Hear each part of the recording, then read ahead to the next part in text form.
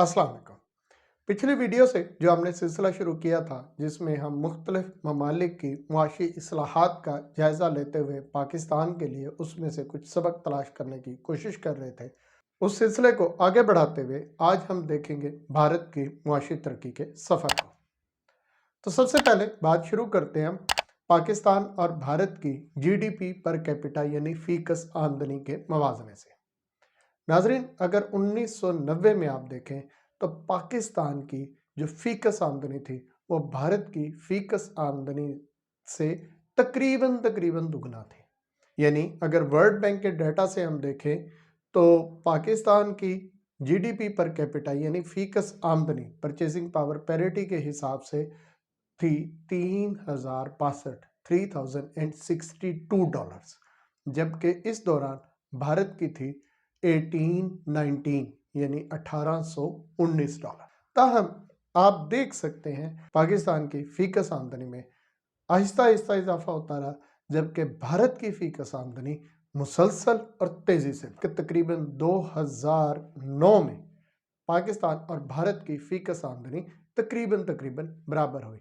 और अब यानी 2021 की बात करें तो पाकिस्तान की फीकस आमदनी 5232 यानी $5232, जबकि भारत की $6592। एक्सपोर्ट्स को देखें तो 1980 में भारत की कुल एक्सपोर्ट्स थी तकरीबन $11 अरब और पाकिस्तान की कुल एक्सपोर्ट्स थी तकरीबन $3 अरब। यानी पाकिस्तान की एक्सपोर्ट्स भारत से कम थी, लेकिन ये भी ज़हन में रहे भारत पाकिस्तान की निस्बत बहुत बड़ी इकोनॉमी है और अगर उस साइज़ के तनासुब से देखा जाए तो पाकिस्तान की एक्सपोर्ट्स भारत के एक्सपोर्ट से बेहतर थी। इसको मैं आगे बयान करूंगा। ताहम उस सफ़र से शुरू होते हुए जब हम आगे जाते हैं तो आप देख सकते हैं कि तकरीबन 2001 में पाकिस्तान की एक्सपोर्ट्स थी पहुंची $11 अरब तक और भारत की एक्सपोर्ट्स पहुंची 61 यानी $61 अरब। इसके बाद आप इस ग्राफ में देख सकते हैं कि भारत की एक्सपोर्ट्स में बहुत तेज़ी से इजाफा हुआ। जब भारत की एक्सपोर्ट $289 तक पहुंची तो पाकिस्तान की एक्सपोर्ट थी सिर्फ $21 अरब। जब भारत ने $447 बिलियन की एक्सपोर्ट को टच किया तो पाकिस्तान की एक्सपोर्ट्स थी सिर्फ $30 अरब। और 2021 में पाकिस्तान की एक्सपोर्ट्स थी तकरीबन $32 अरब, जबकि भारत की एक्सपोर्ट्स थी $680 अरब। जैसा कि मैंने अर्ज किया कि अगरचे 1980 में भारत की एक्सपोर्ट्स पाकिस्तान की एक्सपोर्ट्स से तकरीबन 4 गुना थी, ताहम ये जो साइज़ है अगर हम इसको इकोनॉमी के साइज़ के हिसाब से देखें तो पाकिस्तान की एक्सपोर्ट्स में पोजीशन भारत से बेहतर थी। इसकी वजाहत के लिए ये चार्ट देखें आप। यहाँ पे हमने दिखाया है कि कुल एक्सपोर्ट्स का आपकी जीडीपी में कितना हिस्सा था। तो जब 1980 की बात देखें तो भारत की जीडीपी में भारत की एक्सपोर्ट्स का हिस्सा था 6% और हमारा हिस्सा था 13%। ताहम हमें यहाँ भी वही चीज़ नज़र आती है कि भारत की एक्सपोर्ट्स का जीडीपी में हिस्सा मुसलसल बढ़ता रहा, जबकि पाकिस्तान का ये हिस्सा बहुत अरसे तक तकरीबन उसी लेवल पे रहा और उसके बाद तनज़्ज़ुली आई। जैसे देखें कि तकरीबन 1991 में पाकिस्तान की एक्सपोर्ट्स अपने जीडीपी का 17% तक पहुंची, जो कि इस पूरे टाइम पीरियड में पीक है। भारत की पहुंची 9% तक। इसके बाद तकरीबन 2001 में आप देखें तो दोनों ममालिक की जो एक्सपोर्ट्स है वो उनकी जीडीपी में तकरीबन 13% थी। फिर भारत मुसलसल आगे बढ़ता रहा, तकरीबन 2012-13 में जाके भारत की एक्सपोर्ट्स उनके जीडीपी का बनी 25% और हमारी एक्सपोर्ट्स अपने जीडीपी का वापस आ गई 13% पे। इससे आगे के अगर आप साल देखें तो भारत की एक्सपोर्ट्स का जीडीपी में शेयर भी कम हुआ है, हमारा भी कम हुआ है, लेकिन भारत ने इसको किसी हद तक रिकवर भी किया और 2021 में उनके एक्सपोर्ट्स उनके जीडीपी का 21 यानी 21% थी, जबकि हमारी एक्सपोर्ट्स हमारे जीडीपी का सिर्फ 9% थी। यही वजह है कि भारत के फॉरेन एक्सचेंज रिजर्व्स देखें पाकिस्तान से कहीं आगे है, भारत की इकोनॉमिक स्टेबिलिटी देखें पाकिस्तान से कहीं आगे है और भारत में एफडीआई यानी फॉरेन डायरेक्ट इन्वेस्टमेंट का इनफ्लो देखें तो पाकिस्तान से कहीं आगे है। अगर इन सब अवामिल को इकट्ठा करें तो होता क्या है कि भारत को बैलेंस ऑफ पेमेंट के क्राइसिस का सामना नहीं होता, बार बार आईएमएफ के पास नहीं जाना पड़ता, जबकि बदकिस्मती से हमारा ये चक्कर मुसलसल ही चल रहा है। अब आते हैं भारत की इस मुआशी तरक्की की बुनियाद पर। तो नाज़रीन, भारत की इस मुआशी तरक्की की बुनियाद रखी गई 1991 में। 1991 से पहले भारत की मईशत का जो ग्रोथ रेट था, शरह नमू थी, वो बहुत कम थी, बहुत सुस्त थी, और दुनिया में इसे हिंदू ग्रोथ रेट के नाम से तंजन याद किया जाता था। 1991 में क्या हुआ, इस पे बात करने से पहले मैं आपको तब के हालात की थोड़ी सी तस्वीर दिखाता हूँ। नाज़रीन, अगस्त से नवंबर 1990 की बात है, जब भारत डिफ़ॉल्ट होने के दहाने पर था। भारत के अंदर इकोनॉमिक और पॉलिटिकल इंस्टेबिलिटी बहुत ज़्यादा थी। किसी को भारत के मुस्तकबिल का कोई यकीन नहीं। मईशत की बिगड़ती सूरत हाल के बायस नवंबर 1990 में भारतीय वज़ीर आज़म वीपी सिंह की हुकूमत गिर गई। इसके बाद दिसंबर 1990 में भारत गया आईएमएफ और भारत को आईएमएफ से तकरीबन 1.8 अरब डॉलर का पैकेज मिला। वीपी सिंह के बाद बनने वाली हुकूमत भी सिर्फ 5 माह चल सकी और मार्च 1991 में भारत के वजीर आजम चंद्रशेखर ने अपने ओहदे से इस्तीफा दे दिया। इसके साथ साथ S&P यानी स्टैंडर्ड एंड पुअर रेटिंग ने भारत की एक सॉवरेन रेटिंग को डिग्रेड किया।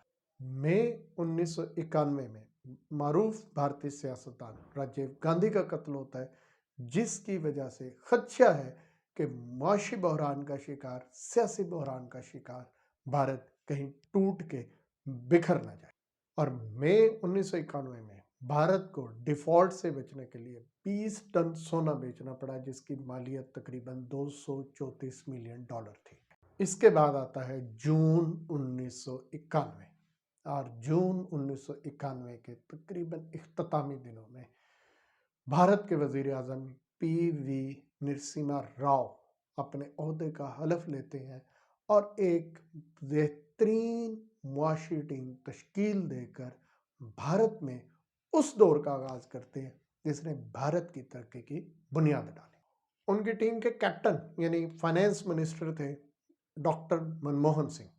मोहनसिंह सिंह अहलुवालिया थे कॉमर्स सेक्रेटरी, और भारत की मुआशी इस्लाहात में इनका किरदार बहुत अहम है।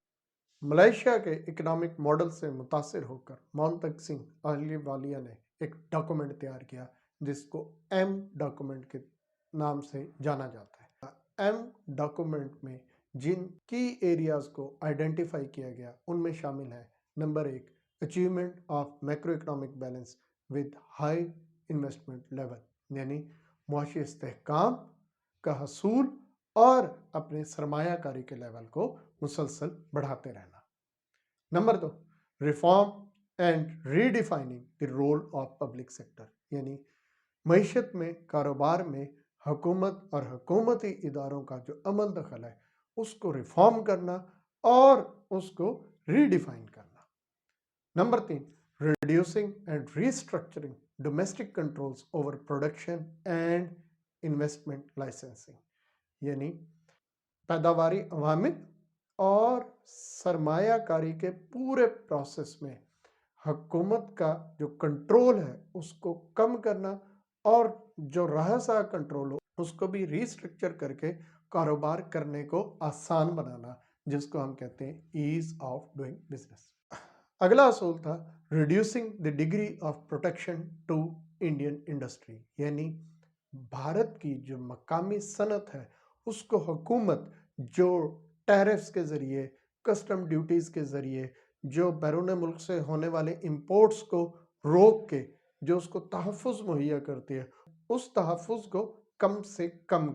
और आखिरी बात थी opening up to foreign investment, यानी बैरून मुल्क से, बैरूनी दुनिया से होने वाली सरमायाकारी को खुश आमदीद करना। इन तमाम पॉइंट्स का खुलासा ये है कि कारोबार की राह में हाइल रुकावटों को दूर किया जाए।